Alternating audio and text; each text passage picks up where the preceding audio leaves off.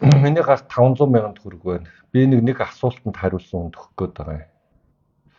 Одоо уулуурхайн салбарынхаа 34%-аас 51%-ийг хүртэл хувийг ард түмэндээ аваад тэгээ бүгдөө хувааж авна гэдэг байгаа. Миний уншсан номоор онлоор ард түмний нэрийг барьж төр дүнч авахаараа эрх мэдэлтэй сууж байгаа хүмүүс тэрийг дээрэмдэх савн томорч идэг. Тийм болохоор энэ 34-өөс 51%-ийг ард түмэндээ авах нь зөв гэд орилоод идэг хүмүүст асууад байгаа юм. Яг ингээд ард түмэндээ төр нь аваад баятцсан тэгээд ард түмэн жаргаж байгаа ард түмнөөрөө элбэг хангалуун амьдарч байгаа ямар улс байна аа?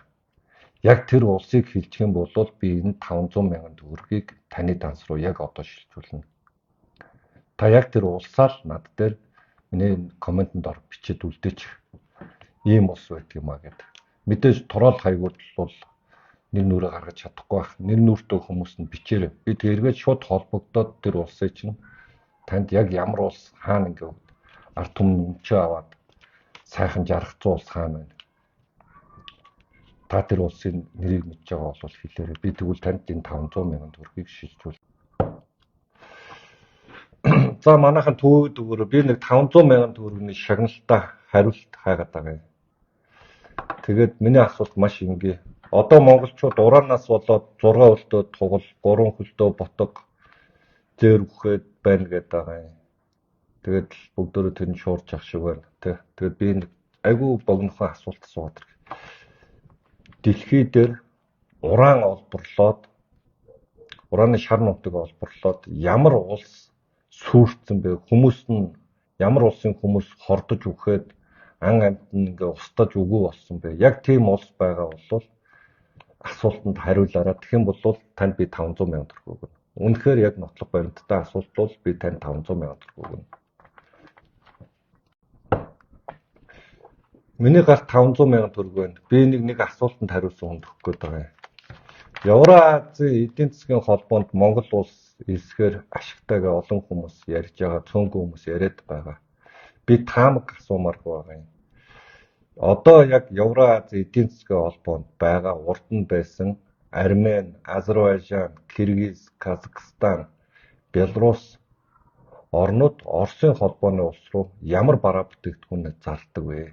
Яг одоо ямар бараа бүтээгдэхүүн нь ашигтай байгаад эдийн засгтаа нөлөөлж байгаа вэ? Яг энэ асуултанд хариулсан хүнд би энэ 500 мянган төгрөгийг шилжүүлнэ. Тэгэд мэддэг хүмүүстэй хүрэхин тулд та нар минь төвөөд өгөөрэй. Би яг энэ асуултанд тоо баримтаар хариулсан 500 мянган төгрөг өгөх болно.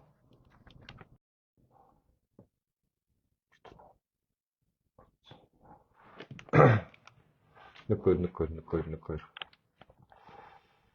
За өчим минь манайхаа тэгээд би 500 мянган төгрөг маш амархан 3 асуулт тавиад болно. Эзэнтэй бол өгчих гэж болсон. Тэгээ харамсалтай нь эзэн тодорсонгүй. Тэгээ манайхан шеэрлээд өгөөрөө, хүмүүс түгээгээд өгөөрөө. Тэгээ найзуудтайгаа ураад өгөөрөө. Тэгээ би энэ 3 асуултынхаа өөрөө хариултыг ярих гэж бодсон. Би 5 хагасаа бүтэн санд 3 асуулт яг араарсан тавьсан. Тэгээд харамсалтай нь асуултанд хариулсан хүн байхгүй. Эхний асуулт бол яг ингээд тэнцүү ингээд ард түмэндээ баялгаа аваад ард түмгээд байгаа тэр эзэн бий үзүүл баялгаа аваад улсаараа хувааж жаргацсан улс үндэстэн байдгүй гэхэд ихэнх нь Норвег, зарим нь Швед, Арабын улс гэдэргээр бичсэн байна л та. Арабын улс гэж байхгүй л дээ. Тэгээ Сауди Араби юм уу, эсвэл Кувейтийг хэлээд байгаа юм уу? Тэгээ аль нэг улсынд хэлсэн баг. Тэгээд эхлээд Норвегийн сангаас эхэлчихье гэж байгаа. Норвегийн сан бол улс мулсаараа хувааж иддэг тэр сан биш. Энэ бол өөрөөр хэлбэл байгалийн нөөц ашиглаад тэндээс авж байгаа роялтийн татвар буюу малтмал ашигласныхаа татварыг бүрдүүлээд тэрийгээ тэгээд нөгөө нэг эдийн засаг руу оруулаад хувааж идэх тухай ерөөсөө ойлголт биш. Энэ мөнгө яадаг вэ гэхээр гадны хөрөнгө оруулалт, гадагшаага хөрөнгө оруулалт хийждэг. Тэгээ удирдлага нь бол засгийн газар нь хувааж аваад тэнцүү бадаг удирдлагатай биш. Хувийн том менежментийн компани удирдах явж идэг. Эндийн малтмлынх нь ашиг нь яаж хүртээд идэг юм бэ гэхээр энэ боловсрал эрүүл мэндийнхаа салбар руу тодорхой хөрөнгө оруулалт хийдэг. Тэрнээс улсаараа хувааж иддэг сан ерөөсөө биш. Улсын төсөв бас бүрдүүлдэг сан бүрч биш. Манайд ирээдүйн сан гэдэг нэг их 80 гаруй төгрөг, нэг их 80 гаруй төгрөг цуглуулсан байсан. 2023 он болдын жавхлан тэр санг татан буулгаад цуглаж исэн мөнгөний төсвийн алдагтал болгоод хуваагаад эзэлсэн л дээ. Бид нар төсвийн алдагтал зарцуулсан. Тэр тэгж болдгүй сайн юм байнамаа. Тэгээ ард ирэг дээр хувааж иддэг тухай бүр ойлголт биш. Зарим нь Катар гэсэн байна. Катар бол гадагшаагаас хөрөнгө оруулалт хийдэг. Бас яг Норвегийн сан шиг үл хөдлөх, банк, тэгээд технологийн салбар руу хийдэг юм билээ. Тэгээд энд жиж тэр хөрөнгө оруулалт нь өөрөө тэр мөнгө эргэлж яадаг. Тэгээд Катарч өөрөө хэмжээлж бүрт хааны хөрөнгө гэсэн үг. Тэрнээс ард түмний хөрөнгө мөрөнгө гэсэн ойлголт тэр Сауди Арабид ч бай аль нэг газар нь тэр энэ исламын шашинтай орнууд чинь одоо ялангуяа нефтийн баялагтай нефтийн нөөцтэй орнуудад бол дандаа хаан цэцгэлтэй байдаг учраас тэнцээ бол засаглалын эрх мэдлийн хувьд шал ондоо ойлголт. Өөрөөр хэлбэл тэнд монарх буюу хэмжээлэх хэрэгт хаан цэцгэлтэй улсууд байдаг. Тэгээд тэр хаан жишээ нь Сауди Арабыг гэл хүмүүс ойлгоод ах шиг байлаа. Тэгээд тэр чинь бол яадаг вэ гэхээр бас л гадагшаага хөрөнгө оруулалт гэдэг дотоод руу оруулж авах гадны хөрөнгө оруулалтын компаниудын хувьцааг худалдаж авах замаар хөрөнгө оруулалт гэдэг. Тэрнээс хэмжээлж хэрэгт хаан засгалтай хаан сэтгэл гаргаад ард түмдөө хуваагаад идүүлээд жаргаагаад тийм улс үндэстийн хорон ертөнцийн байдгүй. Тэгээд би ахаад хэлье. Ард түмэн гэдэг эзэн биегүй зүйлийн нэрийн дор ард түмэн гэдэг эзэн биегүй нэрийн дор эрх мэдэлтнүүд төрд аваад эрх мэдэлтнүүд тэр ард түмэн гэдэг нэрийн дор хулгай ихийг манад бол энийг бол бүгд л мэдэх ёстой юм байна. Яагаад гэвэл бид нар жидэг дунд үйлдвэрийн сан энэ тариалан дэмжих сан, боловсролын сан гэдэг эрүүл мэндийн сан гэдэг яаж цөлмөл хөрөмтүүлснээр гэж санах ёстой юм байна. Эрх мэдэлтнүүд өөрөөр хэлбэл төрд байгаа эрх мэдэлтээр сууж байгаа хүмүүс л өөрөөр хэлбэл энэ оюутныг толгойлж байгаа засгийн газрын өмч бол тэнд сууж байгаа тодорхой эрх мэдэлтнүүдийн өмч болохоос биш ард түмнөрөө хувааж дэ жаргацсан дэлхийн ертөнцид нэг ширхэгч улс байхгүй. Венесуэл гэж улс байдгийн яг манайх шиг юм шиг гэж оролдоод дампуурч улс. Гэхдээ тэнцээ ард түмтэйгээ хувааж дэ тэгээд тэр ард түм гэдэг байгаа тэр улс үндэстнэрээ хувааж дэ жаргацсан түүх бол байхгүй. Тэнцээ бас л тэр Угачаус гэдэг нөхрийг тойрж ирсэн. Ялангуяа цэргийн эрх мэдэлтнүүд тэндээс хамгийн их ашиг хонжоо олж одоо хүртэл нөлөөлөө тогтооцсон байж байгаа. Тэгэд ер нь аливаа хүн ингээд зүгээр сууж агаад бусдын хөрөнгийг дээрэмдээд хувааж идээд жаргана гэж байгаа бол тэрэн шиг тэнэглэл байдаг юм аа. Энэ бол бидний 20 дугаар зууны түүх. Ялангуяа 1900 хөдөлгөөн 58 оноос эхэлсэн тэр ялсан гэдэг байгаа тэр нэгжлэх хөдөлгөөнөөс үйл явдлаа 90 он хүртэлх бидний түүх. Тинчээ дарга анги илүү их давуу эрх эдэлж яадаг. Тэрнээс бол тэнцээ байсан ажилчин анги буюу тухайн үеийн тэр ангийн нийгмийн судлаар бол малчин ажилчин анги бол хожижсэн түүх ерөөсөө байдгүй. Тэгэхээр тэнцэнээс бол баялгаа тэнцүү байгаа жаргацсан улс үндэст ерөөсөө байдгүй гэдгийг ойлгох хэрэгтэй. Би байхгүй гэж байгаа хүмүүс надаас бас мөнгө төрнөхэд байж магадгүй. Би ямар улс байна вэ та нар хариулаач л гэсэн. Ялангуяа ард түмнөө хувааж идэж жаргачий гэдэг хүмүүсээс л асуусан байхгүй. Тэгэхээр тийм улс үндэстэн байдгүй. Тэгээд нэг нөхөр бас тэр Австралиг манай оюутлогын баялагийг хуваагаад идээд жаргаж байгаа юм яриад л үгүй л дээ. Тэнцээр нөгөө энэ Ретотой гэдэг компани чинь Австралийн бирж, Сиднейн бирж дээр тэгээд Канадын Торонтогийн бирж дээр хувьцаа гаргадаг. Тэр тэтгэврийн хөгжүүлэн тэр хувьцааг л худалдаж авсан байхгүй. Тэгээ ашиг хүртэж байгаа. Ийм боломж бол байна. Өөрөөр хэлбэл мөнгөөрөө бид нар одоо ч дэлхийн зах зээл дээр нээлттэй байгаа энэ оюутлогын хувьцааг худалдаж авч болно. Ямар ч асуудал байхгүй. Тэндээс ашиг хүртэх тухай буюу хувьцаа худалдаж аваад хүртэх тухай бол баялагийг тэнцүү хуваах юм ойлголт ерөөсөө биш. Ерөөсөө тийм улс үндэстэн ч байхгүй. Тэгэд энэ бол ямар нэгэн эдийн засгийн юм уу хэн нэгэн эдийн засгийн шинж ухаан дээр нэр томьёон дээр хэрэглэгдэг үгч биш.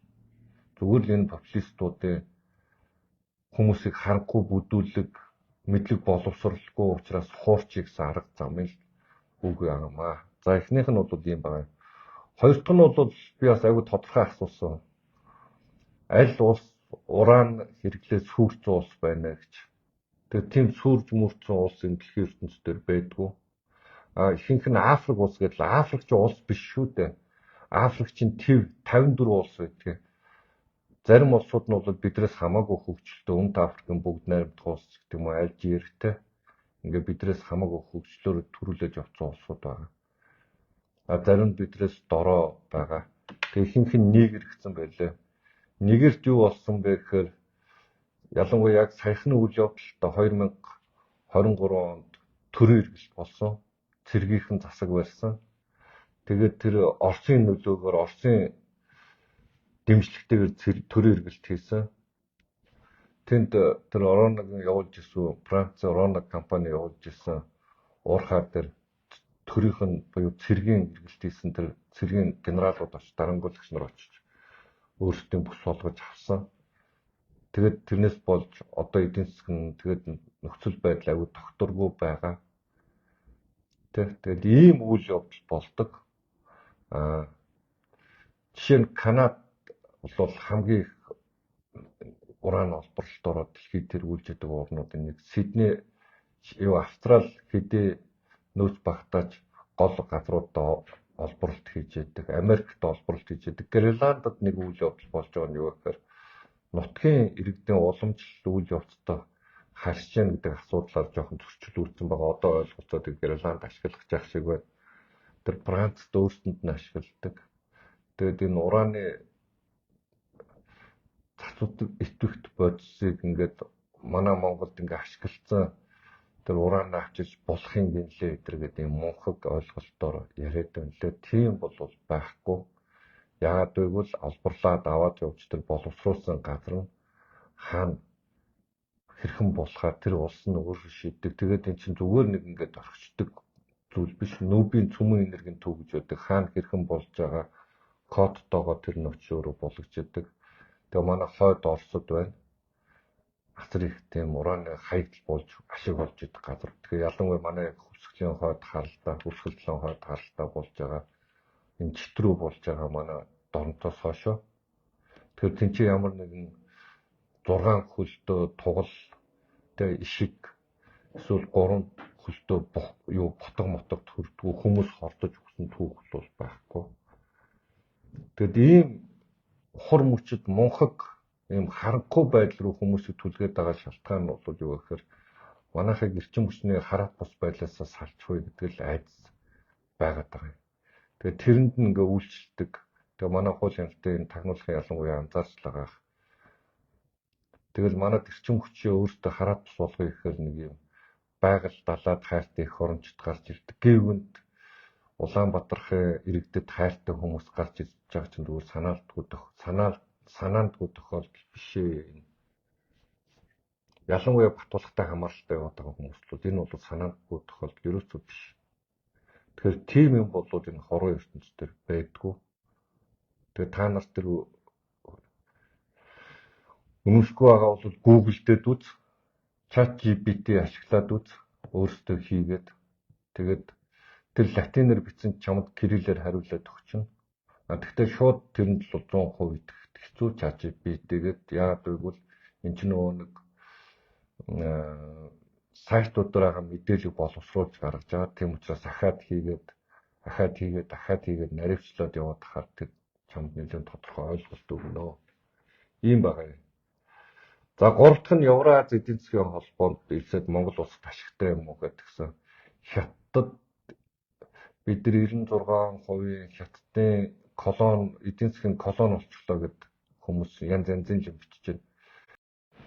бид чинь яг энэ хойд Оросын холбооны улс шиг бид яг Казахстан шиг энэ газрын тэгээд тэнд бол нэг тийм бидэрт нэг тийм хятадуудад эзлүүлээд байгаа юм байхгүй. Оросууд бидний зүүн талаар хос төмөр зам тавьсан, нарийн цэрэгтэй хос төмөр зам тавьсан. Тэгээд нүүрсээ зарж байгаа. Тэгээд бид чинь нүүрсээ зараад ингээд Оросууд зарж байгаа. Бид бас нүүрсээ зарж байгаа. Бид уул нь ахиухан шиг нүүрс заруул дараачхад төвшин дүү буюу технологи руу орчмоор байдаг. Гэтэл Монголын хорлож байгаа юм шиг Алтмаагийн Батуулга танк орж ирнэ гэж домог зохиосон бүгд мэдж байгаа те. Тэр домгоноос болж бид тоглоомд хоцорсон, Оросууд хоцсон. Казахстанууд бас яг бидэртэй адилхан түүхийдээ зардаг. Бид нэг зах зээл дээр өрсөлдөгч нар. Евразийн эдийн засгийн холбоо руу ороод би бүр тодорхой орнуудыг хэлсэн байгаа. Хамгийн их байгуулсан 5 орн Казахстан, Беларусь, Орос, Армени, Азербайджан. Азербайджанууд ашиггүй учраас хамгийн түрүүнд Евразийн эдийн засгийн холбоог орхисон. Дараа нь Арменууд орхисон. Тэгээд Киргиз гэдэг нэг юм харанхуй орн бас илссэн байгаа. Тэгээд одоо манайх хэлж явах шиг үнтэй хэлсгээд энэ төр гэрээ хийж авах шиг байна. Бидэнд ямар ч ашиггүй. Яагаад гэвэл бид махаа зарж чадахгүй. Бидний махыг дэлхий дээр Монголын мал өвчтөй байдаг гэдэг сенсацийг Оросууд тавьсан. Бид нар 20 цэрийн дандаа ариун цэврийн тэр 20 цэрийн хориг тавьж яадаг бол тийм учраас манай мал бол хоошоо тэнцэхгүй, авахгүй, хоньны махныг идээд идэх Оросууд. Үхрийн мах нийлүүлнэ гэхээр бид үхрийн мах нийлүүлэх нөөц байхгүй. Тэгээд энэ одоо нөгөө нэг тийм юм зузаан химикхэн өмсдөг улсууд ч Оросууд ч бас биш болцсон шүү дээ. Тэгээд Оросуудад бидэнд зарах юм байхгүй. Тэгээд удахгүй 8 нарийн дэлгүүрүүд дээр яг тэр юунд л бол Беларусь, Арменид яагаад үйл явдал зогсох болсон бэ гэхээр Оросын сүлжээ дэлгүүрүүд орж ирж өөрсдийнх нь хувийн энэ үйлсгийн дэлгүүрүүдийг бол шахаж ихсэн байдаг юм билээ. Хордоо бараагаараа. Тэгээд тэрнээс болж Арменууд бол хаасан байдаг. Аль нь ч ашигтай ажиллаагүй. Казахстаныг хүмүүс яриад байгаа.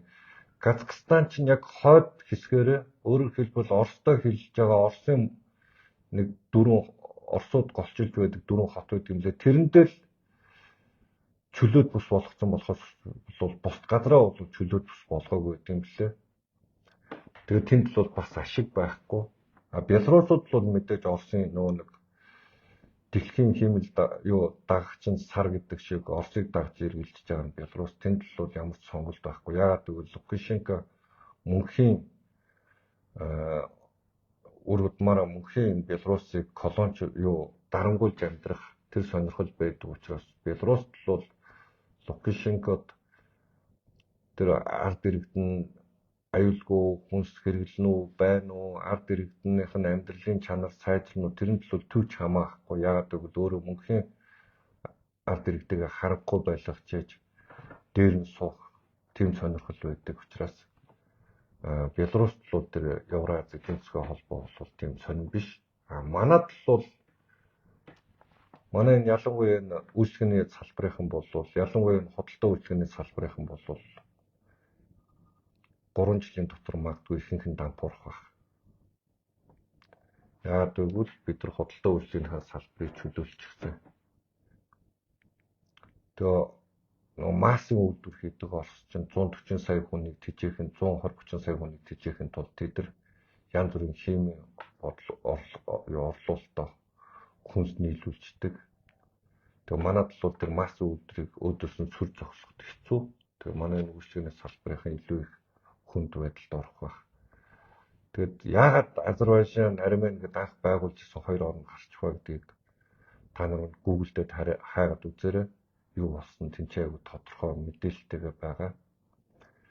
Тэгэд ийм байгаамаа. Тэгэхээр манайхан бас нэг эрүүл ухаанаар энэ бүгдийг ойлгосоо би яагаад ингэж заавалжгүй хүмүүс ингэж ойлгохгүй байгаа сэдвийг ойлгож осоо гэдэг үүднээс асуулт асуугаад байгаа юм.